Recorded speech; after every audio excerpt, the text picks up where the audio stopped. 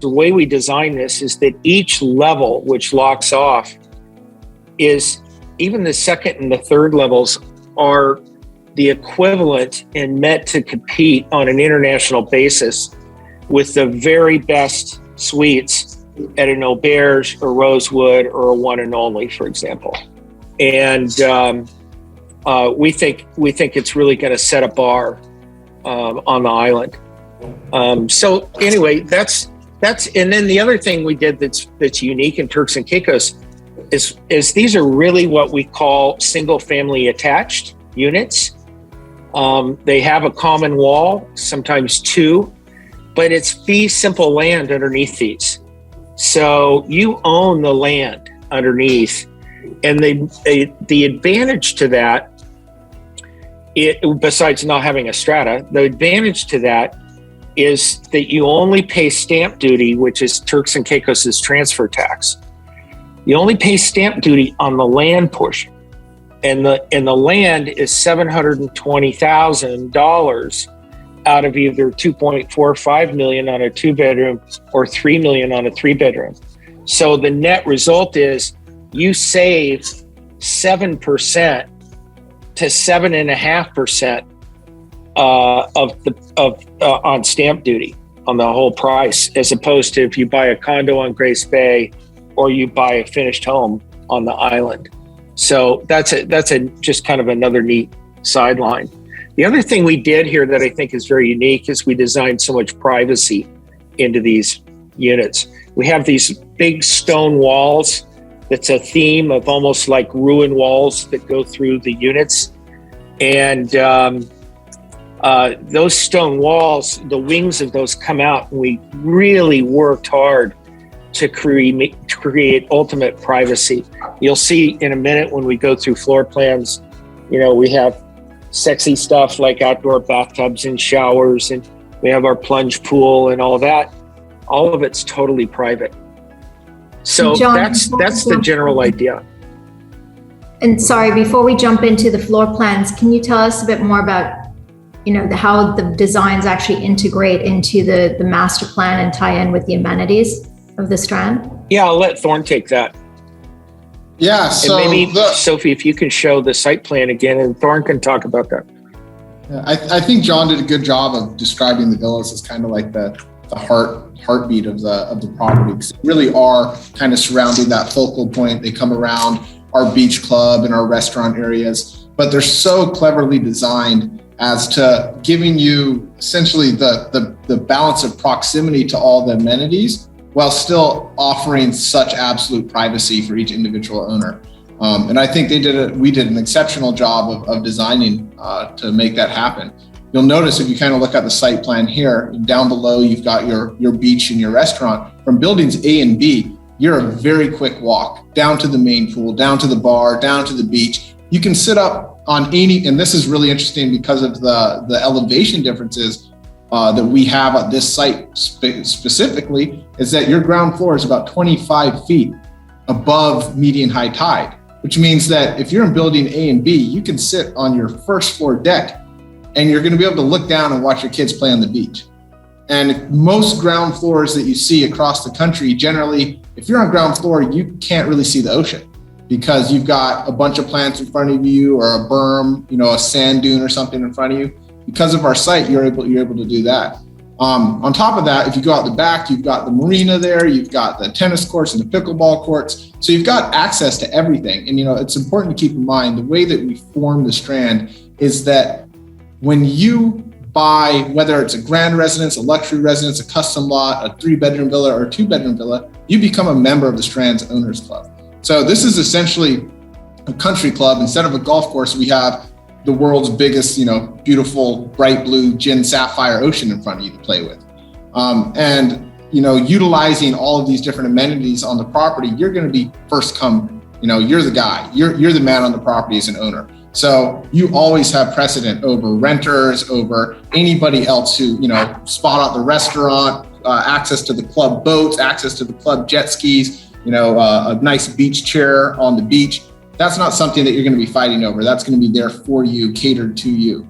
And that's really exciting. I honestly don't think that there's a product in Turks and Caicos that has a better relationship to the amenities on the property while still offering the type of privacy that you're going to be able to get within each one of these units. Marcel. Thank you, Thorne. Yeah, I'd like to kind of go through some of these renderings a little bit and touch on kind of the differences between our 2-bed and our 3-bedroom, because I think it's quite unique to Turks and Caicos to have that kind of lock-off option. So I'm just showing you guys here. These are the entry for the 3-bedroom units. So each person would have their own private kind of courtyard in the front. And then each stairwell and each property has their own front door here for that stairwell. And then that's how you can access each individual unit. I just want to click through here and then we can go through the floor plans in a little more detail and discuss. So if you don't mind, I actually want to butt in really fast on that rear picture of the 3-story. I just want to say, I get this question a lot where people say, how does this feel like one home when you have essentially these 3 separate stories that are all rentable? When I'm there and I'm staying with my kids or I'm staying with my family, I want to feel like I'm in one house. But now you're telling me that I've got 3 separate levels. That feels like I'm divided. And that's really why we have this awesome courtyard in the back. It's that this is essentially becomes your front door to your property. So this locks and you go in and out. So if your whole family's staying in here and you've got, mom and dad on the 2nd level and you've got your teenagers up on the rooftop looking out over the whole ocean, you're down there on the ground floor with the pool, you close off this front and you've got your full courtyard. The staircase becomes part of the singular property and it feels very much together. And then if you're renting and it's just you and your wife down or you and your husband down and you're staying, say, on the ground floor, you don't feel intruded upon because what you do is the people on the 3rd floor and the 2nd floor will have their own access key to this. You lock your front door on your ground floor and it feels like you're in this really beautiful 1-bedroom unit that's separate. So the ability to join and bring things together, I think, is extremely unique, but it very much feels like you're living in one beautiful 3-bedroom villa when you want it to. Yeah, it's true. And I think that was part of the design as well, with the lovely pergolas that we have that kind of extend on each exterior terrace. You really can't see anyone above and they can't see below. So you do have that privacy even within your own unit, which is quite unique. I'm just showing you guys, this is the 2nd floor terrace here. So you can see kind of the privacy. It's just views from every angle. This is our main And it's floor. important to note that the ground floor and the 2nd floor are exactly the same on a 2-bedroom and a 3-bedroom. The difference between the 2-bedroom and the 3-bedroom is the 2-bedroom has the roof deck and the 3-bedroom replaces the roof deck with the 3rd bedroom, which is identical to this fabulous 2nd floor bedroom. Yes, so this I'm showing here is the 2-bedroom, but as John already mentioned, so our 1st level and our 2nd level are essentially the same throughout.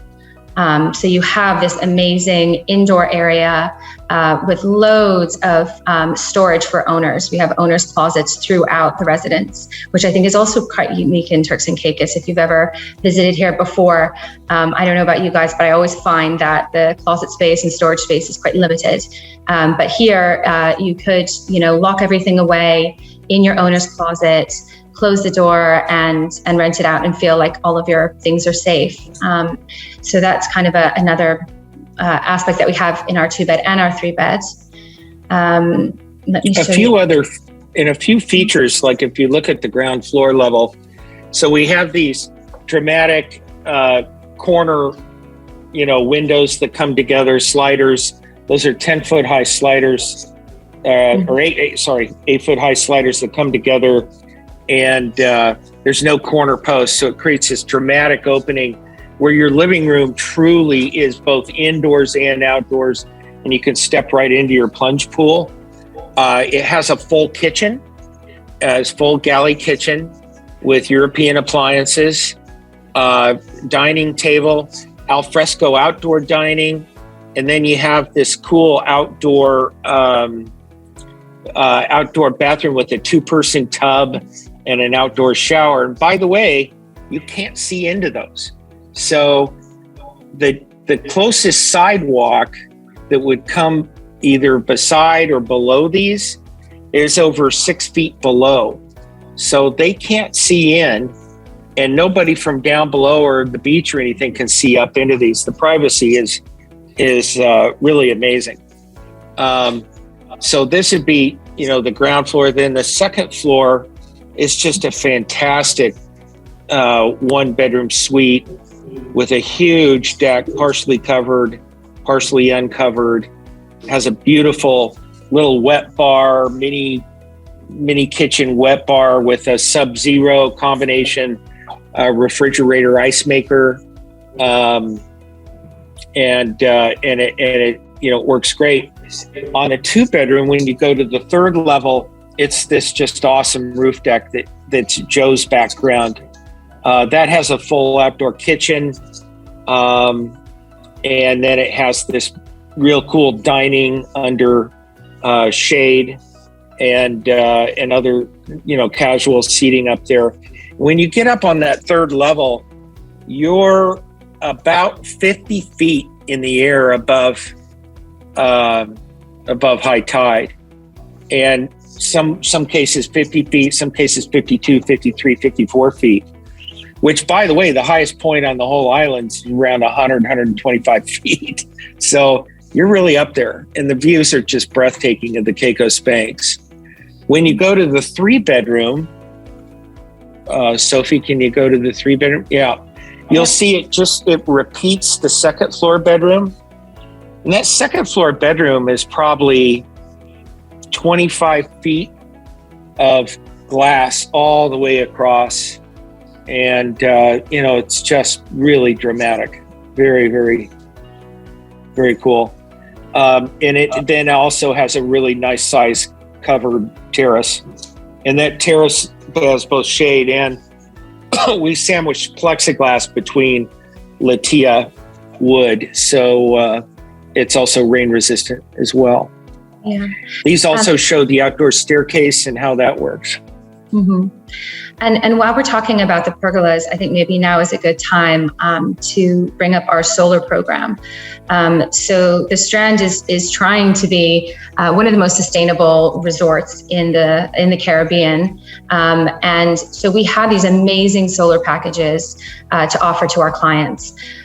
We've got 2 different packages for the 2-bedroom, which comprises of 15 or a 21 panel solar. These are really quite amazing with what you can do, and they will be on the pergolas for shade and also kind of to help with waterproofing on that. But it gives you a closer grasp of your energy usage. So even when you're not here, it's all the smartest technology, the best apps, so you can monitor your energy usage in your property during your rentals. It's also, if you take our Powerwall option, it is in replacement of a generator. So if you decide to stay here during a hurricane, or if the power goes out, you will have power backed up on that Powerwall for you. So those are some of the options that we're offering to our clients. And we're hoping to kind of dive more into that on our next webinar, which will be in the next month or so, if anyone's interested in hearing more about that program. I'd like to jump in here, Sophie, just real quickly to add that if you haven't been on the website yet, you need to go on to the strandtci.com. These floor plans have pop-up reference points. You can just click on dots on the floor plan and see the actual renderings. And as John has so frequently reminded us, these renderings are not suggestive. These renderings are completely finished in terms of not only the hard design, but the soft design. So if you go on the site and you're able to pop in, such as there are a number of these, and it can show where you are on the floor plan and really bring the villa to life. Yeah, thank you for mentioning that, Joe. Yeah, so the point of that is that's the actual wood, that's the actual stone. Mm-hmm. These are the actual finishes Those are the actual black kohler faucets. For example, that's the right type of stone, the Turkish limestone on the floor. Those are the actual materials on the furniture that have been picked out. So our photorealistic renderings are the real thing. That's what you get. It'd be a good time to talk about furniture packages. Sophie, do you want to talk about that for a minute? Yeah, I mean, we're working with amazing purchasers, and we have an interior designer, Francisco Jovi, Modus Operandi. So like John said, everything that you see here is what he has designed. All of the fabric, the pillows, the window treatments, everything is included in those furniture packages. So when you purchase with us, then you get that furniture package. Everything will be installed for you. There will be no hassle, no worrying about, where you're getting things and sourcing things. We've got that all covered for you, even down to the silverware. So that's one of the things that we're offering at the Strand. And I can add to that for just a little bit. So the way we do it, you're getting a great value on these because we're not making any money on it. And neither is the purchasing agent. So nobody's marking this stuff up. In fact, we're using the purchasing power of one of the top purchasing agents in North America to buy or custom make these items. A lot of these are famous Italian manufacturers, some Spanish, some are custom made in Spain, and we get the purchasing power of the purchasing agent, and we pass that along. So they just get paid a fee. We just amortize that fee over the whole project, and nobody's taking a cut. So the furniture package is all in with everything, from art to all your glasses and dishes and kitchen equipment and all the beautiful stuff you see here. All in is about 7% of the purchase price. And we might be able to get that down to 6% now with our development agreement, where we get to cut our duty in half. We're past all that savings directly on, but you'd never be able to buy furniture of this quality and this much stuff for that kind of price. So, and it's all built and designed to be able to hold up in a resort rental capacity, and virtually all the materials are indoor-outdoor materials. So, yeah. And John, I think we had a question from Courtney if AV was included in the furniture packages for electronics. Yes. On these, we keep it pretty simple. We're focusing primarily on TVs and sound bars. By the way, all of the units at the Strand are smart. So every switch and most of the outlets are all smart on the project. So you can control from your iPhone or an iPad, or the management could control if you want it. Everything from your temperature control to music, media, security. We also use Ring doorbells, et cetera, et cetera. So that includes your TV and your sound bars, all the above. And if anybody wants to enhance anything, you're welcome to do it. You can put in your own artwork. You can put pictures of your family up. We don't, we're not one of these places that, doesn't, that restricts people from anything like that. You can see, by the way, all that cabinetry is custom made in Spain with European white oak, kind of stained like, light stain. It's beautiful. And you can't see it, but behind those panels is a Sub-Zero refrigerator and ice maker. Yeah. John, maybe now is a good time to discuss a bit of the rental program at the Strand and how that will work. Sure. So we designed the rental program. It's a little bit different for Turks and Caicos. not that different if you go other places in North America necessarily, where rather than the typical 10% off the top, then a 50-50 or 60-40 split, what we do is we take a 20% cut off the top, from the top, and then a 5% marketing fee, which we subsidize because the marketing will cost us 6 to 8% total. And then virtually everything else is passed through, virtually at cost. So, and then we also charge a property management fee to manage all the accounting, manage your bills, manage, maintaining the place if you need work done in the place, everything. Like I said, bill paying, everything that a property manager typically does. We charge a fee on these of $1,000 a month. What's interesting is if you take our 20% fee plus the 5% marketing, and then you add in the $1,000 management fee, and you add in housekeeping, which is really the only other thing that the other guys include in their 40 or 50%. We're at 30 to 30.5, not 35, but 30.5%. So call it 30% total versus 40 to 50 on the other guys. Some of the other guys out there are 40 to 50 plus, by the way. And we total out, like I said, apples to apples, we're at 30. So the other thing we do that I think is really interesting, it'll probably be disruptive, but I think it's appropriate, and it's certainly something I've done in other locations, is we have a club charge, like a resort charge of 5% to renters. It'll also be on food and beverage bills.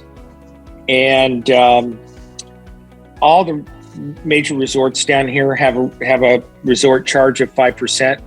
And again, it's paid like tax on their final bill. In Turks and Caicos, the management company pockets that typically. And here at the Strand, we put 100% of that to the club budget. And what that does at the end of the day is it takes your club fees, consider them HOA fees or strata fees, it cuts them by more than half.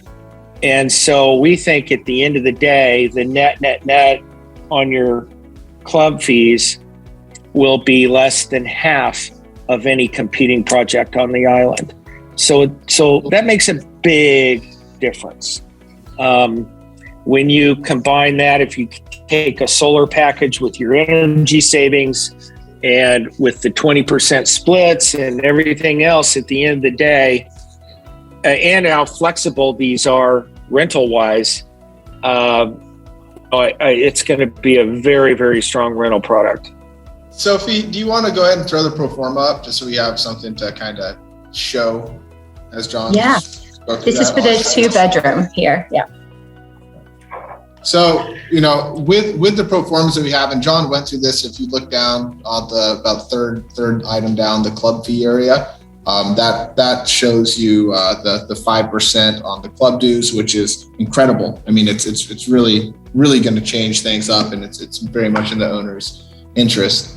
The way that we derive these numbers is we just looked at the market in Turks and Caicos. I actually think that this is fairly conservative after 15 years of doing these types of properties in Turks and Caicos. I think this is a very conservative pro forma, both with occupancy levels and one day the daily rate. There's nowhere else on the island that you can find a 1-bedroom suite that is at the level that we're going to be delivering out the Strand that's $1,000 a night. It's just, we're quite a few steps above what the current market is showing in that price point. So I think these are conservative to talk about. But if you look at it, we're saying because you have the ability to do this lockout, which is huge for you, it allows you to rent either as a 1-bedroom or as a 2-bedroom or as 2 separate 1-bedrooms all at the same time. And that allows you to get your occupancy numbers up dramatically. Because generally in Turks and Caicos, 1-bedrooms will always be in the highest demand. But then again, if you can do a 1-bedroom and still be able to support a family, it makes a big difference when you go to that 2-bedroom. But we're showing 50 and 60% occupancy if you look up at the top. And then it shows the travel agent credit card fees. And those are going to fluctuate as we start out rentals, then we will be working probably more with travel agents. But after probably year 3 of operations, as the name gets out there, this becomes a massive return destination for guests because they can't find anything better in Turks and Caicos at all, or generally in the Caribbean region to stay at. We expect these numbers to grow, and we'll be able to use less travel agents and be able to book more stuff ourselves. So you'll actually see these fees kind of reduce, we think, over time. You'll see our 20% fee, and then you'll see the marketing fee, which we use to advertise the property that, as John stated, will subsidize a couple of points on as well. But it leaves you with an owner net income of about $284,000, $285,000 a year, which is substantial when you look at the cost of the unit. That's a pretty solid return. And then you have your expenses. Now the expenses really fluctuate. It really depends on the occupancy. Some of them are going to be fixed costs. Some of them are going to be based on the occupancy of the unit. So, your property management fee, that's going to be a fixed cost. Your housekeeping fee, this is going to fluctuate. As you see, it says $75 a day. So there'll be some day, there'll be some months where it's higher. There'll be some months where it's lower. It's really going to depend on the occupancy. Now, if you're staying down here, say you're coming down, you're like, I'm going to spend Christmas, January, and February in Turks and Caicos because it's warm and sunny and I can lay around on the beach instead of in the snow, then you might not want a maid to come to your house every day. And that, to me, was probably one of my favorite things when we were designing this, was that we have all the services that you can imagine, but we're not forcing any services on you. It's what you want when you want it.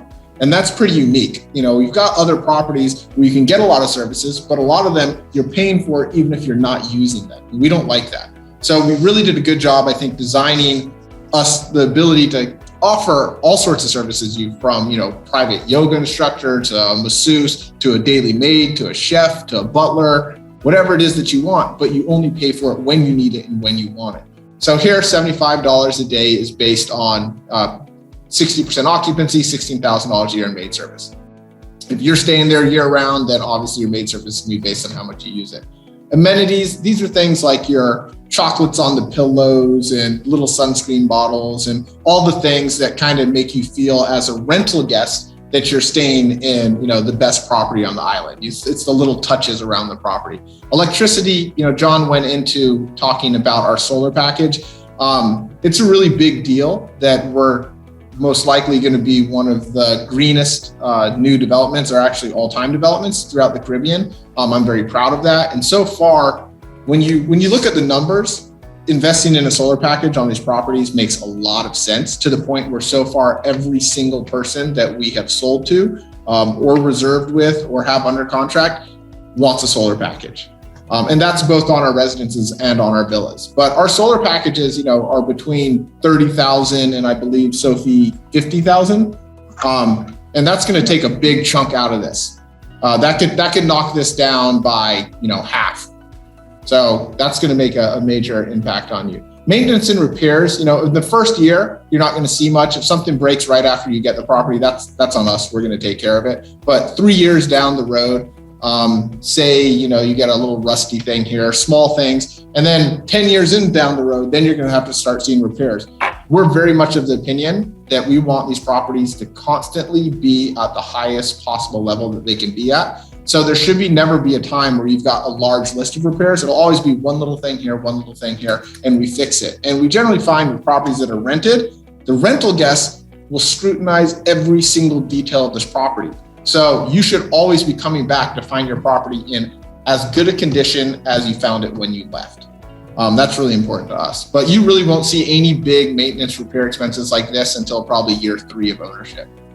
Supplies, that's your paper towel, napkins, toilet papers, shampoo, that sort of stuff that you're going to need for rentals. Again, this will fluctuate on your occupancy. Insurance is going to be fixed. And we're able to get it. This is actually very cheap for a property of this price point. We're able to get insurance down to this rate because we offer the insurance for the entire property to a single provider. That being said, individuals do have the ability to go out and find their own insurance providers as long as they are qualified and the right level of provider. Pool maintenance is going to be fixed. We can't change that cost whether you're here or not. We have to keep the pool running. We have to keep it clean for you.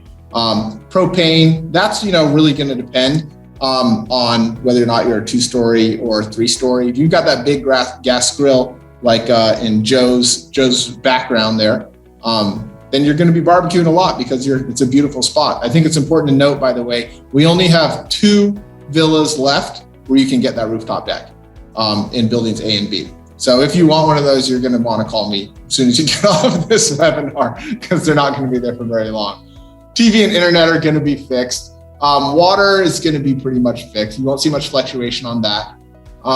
Linens. Now, the reason linens look really expensive, $1,800 a year on linens, that's because we have to have basically 4 sets of sheets for every single bed on the property when we're renting. And as those get used, there will be some sort of wear and tear on them. But generally, that's our estimate on that. It's just because we have to have 4 sets for every bed. Laundry, we actually outsource our laundry. So based on the cost of power and water in the country, that's why laundry seems expensive. But we just pass that along. We have a great relationship with a commercial laundry company down here that comes, picks everything up, presses it, returns it to us. And then landscape, that's going to be fixed because you do have small gardens around the property. You've got your courtyard, you've got areas that need to be taken care of. So all in all, you're looking at a cost of about $110,000 a year. And that's if you're renting out 60% occupancy. We can knock this number down a lot if you're staying in the unit a lot. It's kind of going to be fluctuating based on the occupancy of rental guests versus you. And then you're going to look at the club fees. Now, keep in mind the club fees go towards all of the common areas that are owned by the club. So your tennis courts and your pickleball courts and your gymnasium, this is making sure that you've got the best gym equipment, that your tennis courts are perfect and clean, the lighting's great, the pickleball courts stay in the best upkeep. But that 5% club fee that John described is going to make a real major difference. And, we're the first people in Turks and Caicos to do this. I think it's going to be extremely disruptive to the market, but I think that our owners are going to be ecstatic in the long run. Another really good thing about this is that when you're creating something like the Strand, it's important, as much as you think about a development only being buildings and dirt and land and hard things, a development's also the culture of the community. And it's also about the people in the community and how they interact with each other and the relationships they have with each other. This 5% club charge goes a long way towards keeping people that say, look, I bought out the Strand as a 3-bedroom because the ROI on my investment is fantastic. And I'm probably only going to spend a week a year down there versus the guy who says, I want to live in Turks and Caicos and I love it. I'm going to spend 6 months a year down there. That guy spending 6 months a year down there is going to start getting a little upset if he sees that his neighbor who is not spending much time down there, his neighbor's guests are utilizing these club areas more often than he is. So this is a good way for him to say, hey, look, I'm glad my neighbor's renting because the more he rents, the less I have to pay to take care of the club. So it's a win-win for both guests and it keeps great relationships between owners. But as you see down here, your net estimate net is $166,000 a year. That's a pretty phenomenal return for a property down here that's fully managed. And what's great about this is that unlike a standalone property where you could get returns that are close to this, all of a sudden you don't have to do any work. We're doing all the work for you, every single bit of it. The only thing you're doing is enjoying your property. Versus a standalone unit where you get very similar returns, but it's a job. You come down and you're fixing and you're working all the time. So I hope I was able to walk you guys all through that pro forma. Feel free to reach out to me and we can talk about it one-on-one too. Yeah, we also have our 3-bed Thorn, but we do have a question from Annie, whether the rental program is mandatory. No, so the rental program isn't mandatory. It's funny, in 15 years of real estate, and I'm sure Joe and Nina can very much attest to this, I have sold a lot of properties to people that said they didn't want to be in rental pools, and it very much depends on the property. It's very much my expectation that the majority of people that say they don't want to rent their property at the Strand, within a couple of years, when they see how it operates and how our management company operates, they'll probably come back around and say, you know what, actually, I really do want to operate. I really do want to rent my property at the Strand, but we don't force anything on anybody here. A big part of the Strand is that we're selling you a property that you own. It is yours. It's not ours. We don't begrudge you use of something that you paid for. It's very, very important for us to make you feel like this is your second home. This is your home away from home. So no, in no way are we forcing anything on you. Thorne, just to interject for a second, the villas especially were really designed for rental and lend themselves to it. And if you don't join the rental program, there's actually these prices are based upon an assumption that you're going into the rental program, and there's about a 2.5%. It costs about 2.5% more to build your unit because of government incentives if you're not in the rental program. So I have to actually raise the price a couple percent if you're determined not to rent. In addition, if you buy the furniture package, you're going to be paying probably up to 15 to 20% more for your furniture package because we're not allowed to take the duty concession if you're not participating in the rental program. Yeah, just to clarify that, we have a development agreement that gives us concessions based on the fact that the government makes taxable revenue from our rentals, which is why there will be points where we'd have to charge more for people that decided not to rent. Not that our margins change.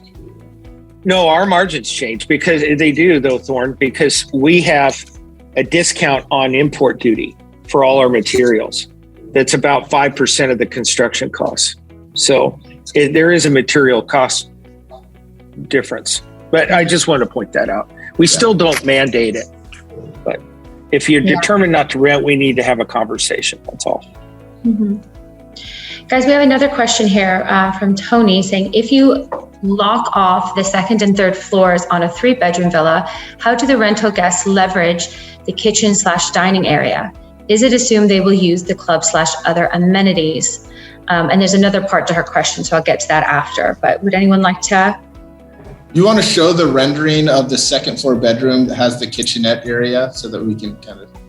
Yeah, let me go back to But that. I also want to emphasize that it's just like any other 5-star small luxury resort.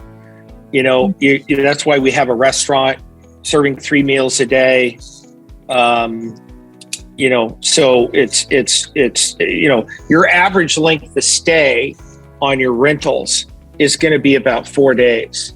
So, you know, they don't need a full kitchen typically for that. In fact, you don't want them to, because you want them using the restaurant and you want them, you know, enjoying the full benefits of the resort. But nevertheless, that little kitchenette there, you know, you have a microwave, you have a fridge and an ice maker, and you'll be able to make coffee and tea and all that.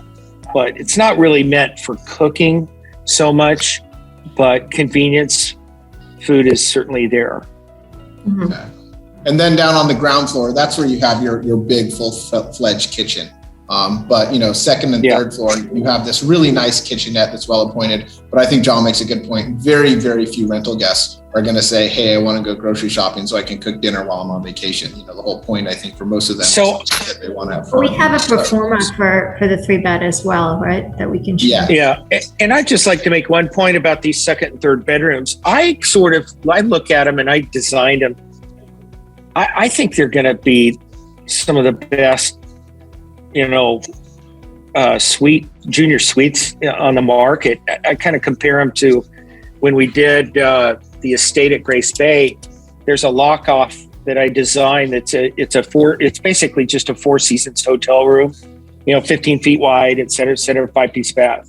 And it doesn't have anywhere close to the frontage that this has. And the rack rate on that's over $2,000 a night most of the year. And I think the actual rate we get year round on that room is something like $1,800 a night, and it doesn't even compare to this. It's not even close, and it doesn't even have a mini bar, or a small bar area. I would like to add to that. I think that when you have these lockouts, there are often compromises that are made in the lockouts. For example, sometimes we'll be facing the rear of the property. Sometimes you'll have one, but not two. This gives you 3 keys that are directly on the water at either 25 to 50 feet above sea level, right?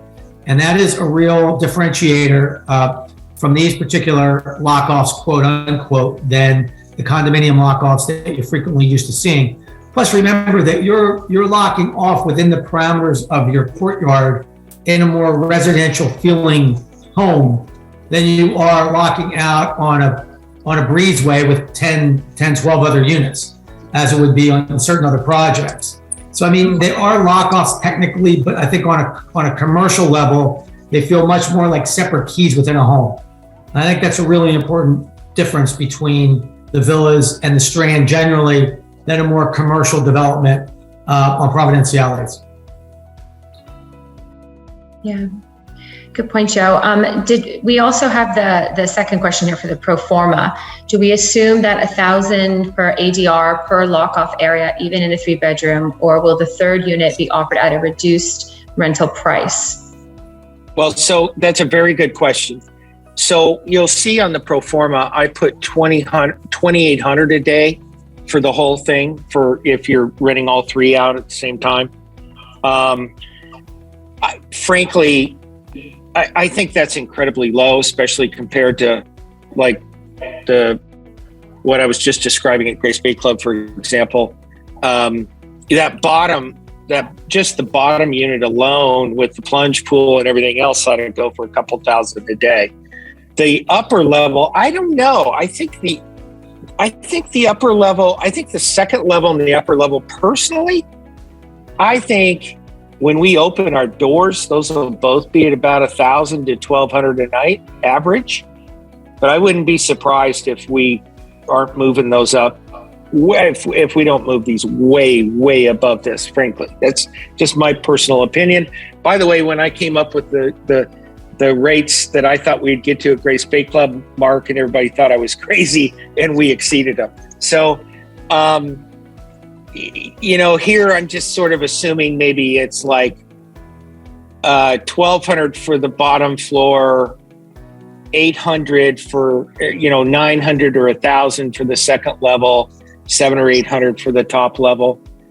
But you're up there at 50 feet. It's pretty spectacular. And if you're worried about people walking up 2 flights to get there, that's what they do at the hotel at Grace Bay Club. And those upper floor suites are always booked at way bigger numbers than what we're talking about. So, yeah, it's a good question. I think we're being really conservative here. Mm-hmm. Yeah, when we went through this, it was really about, under promise and over deliver to our buyers. We wanted to do something that was conservative to keep their expectations there, but we very strongly feel, based on the market, and we stay abreast of what current rates are and current occupancy and ADR, and we think we'll be able to overachieve the numbers that are shown here very quickly. Then there's another question. There's a question from Dave saying, is there a carport or area to leave a car sheltered from weather? I think out of 31 of these, we might end up with about 10 or 12 people who want to have a car, maybe, and keep a car down here. So we'll just carve out, I'm going to carve out a block of spots in the parking lot, the main parking lot, and I'll just put a trellis cover with, vines growing over it and stuff for shade. And I'll let those residents park there, leave their car there.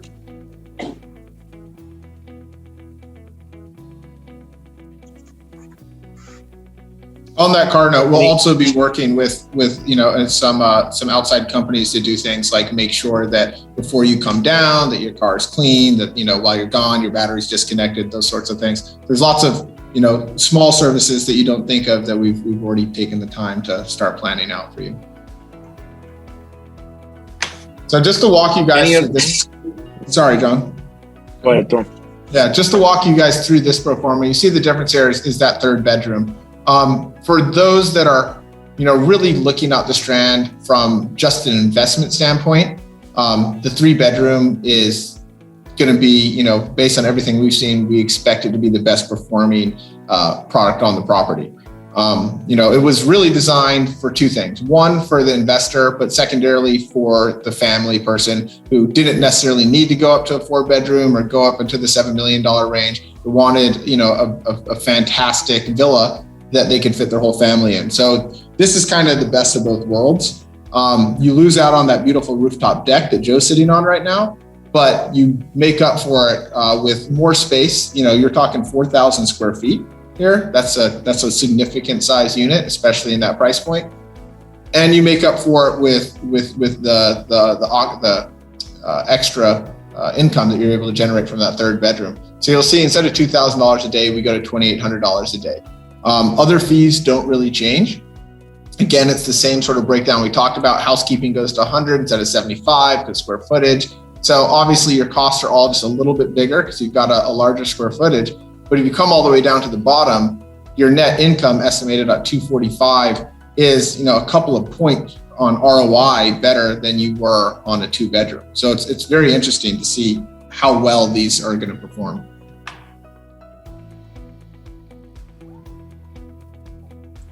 Great. Okay, I think that so hold on, we've got one more question. Digital currency, ABY update. I'm not sure what that means. Any update, the typo. As far as buying with Bitcoin, you mean, essentially, or crypto? Turks and Caicos doesn't really, and Joe and Nina, please step in because you'll know more about this than me. But Turks and Caicos, I don't believe, has a precedent for a transaction of a property yet in cryptocurrency. Have they? You guys would know. Not to my knowledge. Not to my knowledge either. Yeah. So I've had offers in the past on properties in crypto, and the FSC, which is the Financial Services Commission, and a couple other bodies got involved, and it just never really became worth it for anybody. And then we also find that buyers or sellers in Turks and Caicos, because we have such a stable market that seems to constantly be increasing in value, they're not so excited to accept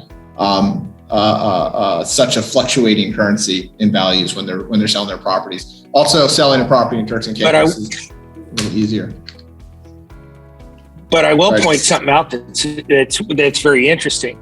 And one is, if you buy one of these, you qualify for being able to get permanent residency in Turks and Caicos. Depending what country you're from, that means, it's a benefit it could be a benefit to anybody, but it's a huge benefit to just about anybody outside the United States. Nevertheless, Turks and Caicos has no income tax, no capital gains tax, and no property tax. So, it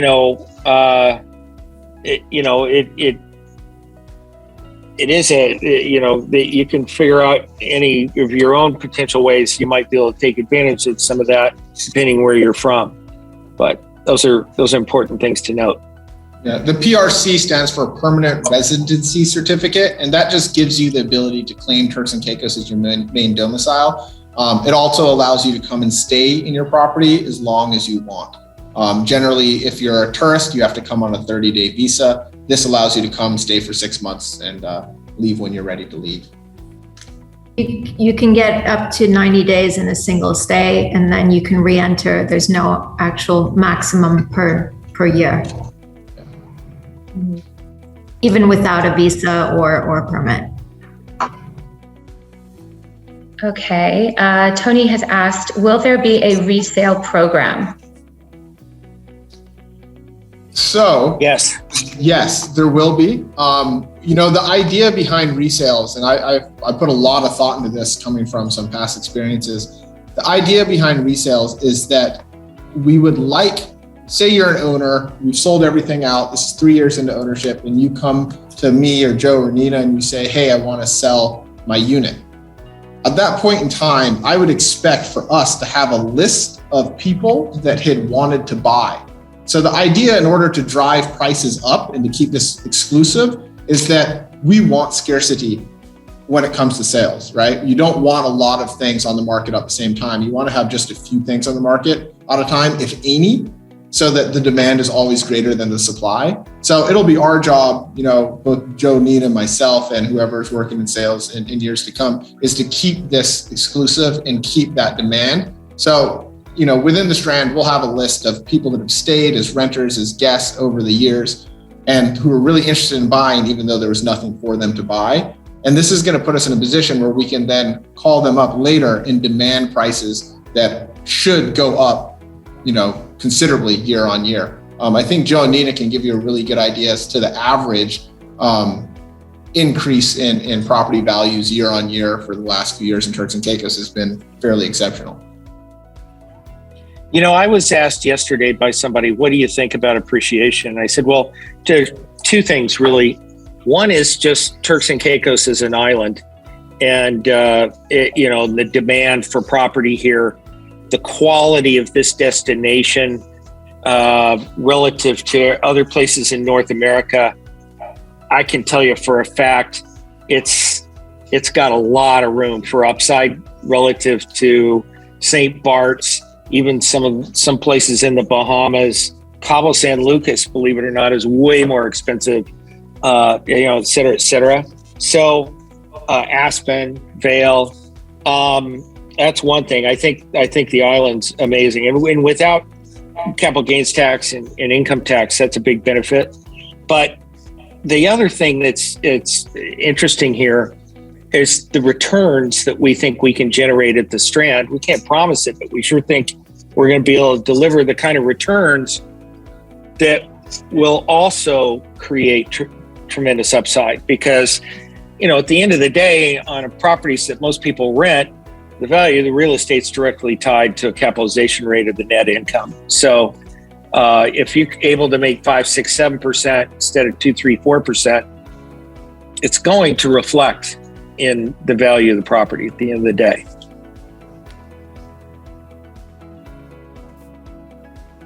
Yeah, absolutely, John. I think that's a great point. The other thing I think that's important to note is that this is pre-construction. And, for those of you that have the ability to envision properties like this and understand what they're going to be when they're finished, it puts you in an amazing position because, there are people out there that can't envision that. And so I would say the second your property is done being built, you're going to see a value on it that is much better than the amount that you paid. And that's just right out the gate on a finished property. I agree with that. Really, one more thing on that. Excuse me, John. What's happened in our market, which I think is noteworthy that we've learned quickly, is due to escalating construction costs, as we go into the future and costs continue to increase, being able to lock in prices in new development now is a great way to go. Because when you buy a new development product from the Strand and through John's group, you know what the price is you're going to pay for the minute you do your deal. If you go about building a home in Turks and Caicos over a 2-year period, you are going to get up to double-digit price increases throughout that period. So the developer takes the risk on this, and there's tremendous upside for purchasers. And we've seen that across the board. John knows that Nina and I are very conservative, both with regard to appreciation and rental income. But if we were to look back at the last decade, we would see that appreciation and rental income has significantly exceeded what we thought it was going to be a decade ago. And the other thing to mention is some of the comps that John mentioned, such as St. Bart's and Cabo and Aspen and Vail, they used to be the elite brands internationally, and Turks and Caicos was seen far below those brands just due to immaturity, infancy and not as mature of destinations. But now we are seen as their peers. And so we have that brand cachet internationally, but are still trading in the low thousands per foot, when some of these other places are selling to $3,500 a foot. So there is real upside to purchasing in Turks and Caicos that is borne out by just doing a little bit of competitive analysis. Yep. Absolutely. Okay, thank you guys. I don't think we have any other questions. I think we kind of got to everyone. Let's just double check. Yeah. Okay, and of course, guys, if you have any additional questions, you can always email us at the Strand. If you are also interested in visiting on site or hearing more about the vacation villas and the offerings we have at the Strand, please contact Thorn or Nina and Joe for more information. I also just want to say thank you to all of the panelists again for joining us today. And please keep an eye out for our next webinar, which will go into more detail on the sustainability at the Strand and what we're doing with that. If you're not already, please follow us on social media, on our Instagram, Facebook, and LinkedIn. You can see some more updates for the Strand, or register with us via our website to get some of our newsletters and construction updates as they come in. Thank you everyone for attending, and we will hopefully see you in a month or so.